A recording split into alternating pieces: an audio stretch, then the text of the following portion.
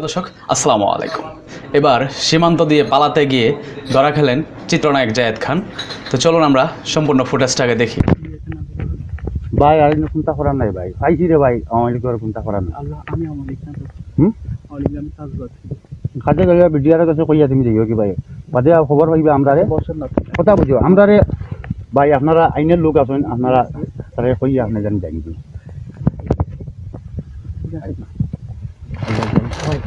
আমি চেষ্টা না আমি বড় মানুষ তারারে বুঝি ভাই তুমি আমার সাথে কথা না আমার সাথে একটা মিনিট কথা তুমি কথা বলো ভিডিওর আইয়া এদিকে চলো ভিডিও আইছে ভাই আর তুমি আমার সাথে কথা বলেন না একটা মিনিট কথা নাই একটা মিনিট কথা বলেন আমার সাথে তুমি রে ভাই, আহা রে ভাই আসেন, তোমার নসিবে যা আছে তা জিতবে, কোনো কিছু করার নাই। তোমার পাইছি বহুত কষ্ট করে পাইছি, আল্লাহ আল্লাহ প্রশাসনে যে কি করবে কি না।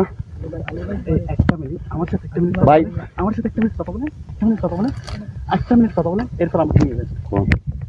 এটা একটা বন্ধ করে একটা মিনিট কথা বলেন। কইলা আপনি কইলা বসেন একটা মিনিট তুমি কো একদম লোক বসেন বসেন না কো তুমি কো আমার মায়ের কিছু আছে আমি দেখে দিই আপনারা পাঠাই দিই। আমি তো টাকা পয়সা আমি চাই না।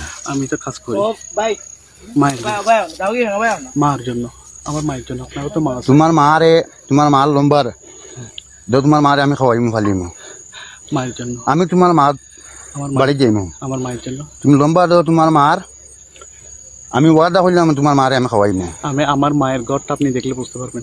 আমি আমার বাড়িতে নিয়ে আসবো, আমার ঘর আমি মা বানাইয়া তো আপনার মারে আমি খাওয়াইবো, অসুবিধা আছে না। আপনি সঠিক দিয়েছো, আওয়ামী লীগ সাউয়া লীগ দিয়েছো হইয়া থাকো না। আল্লাহ তো মনে করো বিচার তোমার হইব, আল্লাহ কারিম, আল্লাহ কসম, ভাই তোমার আইনে আল্লাহ কসম, যেখান করার তোমার করবো। আল্লাহর কসম, আল্লাহর কসম। আমি আপনার ফায়দর রাখতে গেলে আপনি আমার বাপের মতো। ভাই সারা ঠিক আছে ভাই, বাপ।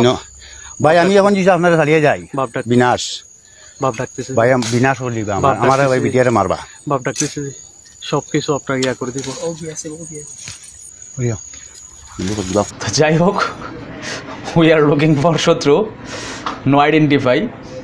আসলে সত্য মিথ্যা জানি না, মানে মনে হয়েছে মনে হইলো যে জায়েদ খানের মতো দেওয়া যায়, এই কারণে আপনাদের সামনে জায়েদ খানের মানে উপস্থাপন করলাম। তো আসলে মানে সত্যিকার অর্থে আসলে এটা জায়েদ খান না, এটা শুধুমাত্র বিনোদনের জন্য বা মজার জন্য এই ভিডিওটা পাবলিশ করা, এটা কেউ সিরিয়াসলি নেবেন না।